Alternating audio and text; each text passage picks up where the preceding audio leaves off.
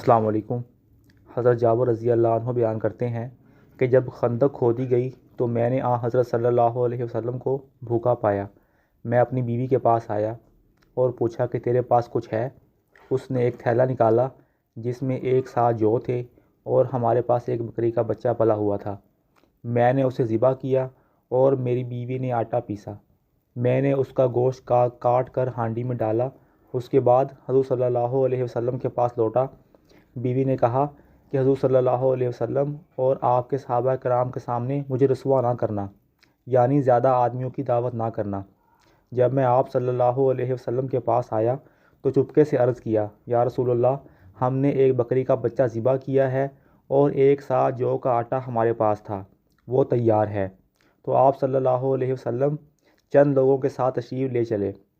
یہ سن کر حضرت صلی اللہ علیہ وسلم نے پکارا اور فرمایا، اے خندق بالو، جابر نے تمہاری دعوت کی ہے، لہذا چلو۔ اور حضرت صلی اللہ علیہ وسلم نے فرمایا، میرے آنے تک ہانڈی نہ اتارنا اور نہ گوندے ہوئے آٹے کی روٹی بنانا۔ چنانچہ میں وہاں سے آیا اور حضرت صلی اللہ علیہ وسلم کی تشریف لائے اور آپ صلی اللہ علیہ وسلم سب لوگوں کے ساتھ آگے تھے۔ میں اپنی بیوی کے پاس آیا، وہ بولی، تمہاری ہی فضیحت اور رسوائی ہوگی۔ میں نے کہا، میں نے تو وہی کیا ہے جو تو نے کہا تھا۔ بالآخر اس نے گوندا ہوا آٹا نکالا۔